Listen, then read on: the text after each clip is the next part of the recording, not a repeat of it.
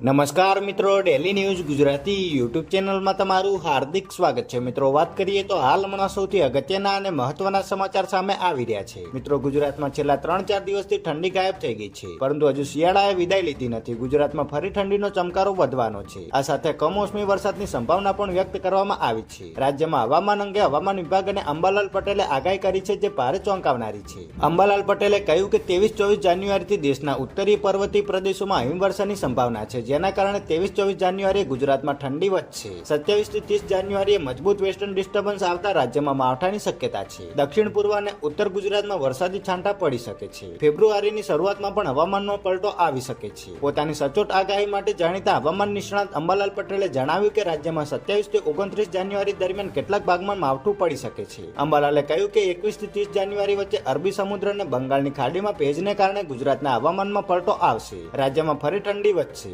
જાન્યુઆરી અને ફેબ્રુઆરીની શરૂઆતમાં ઠંડી ભૂકા કાઢી નાખશે.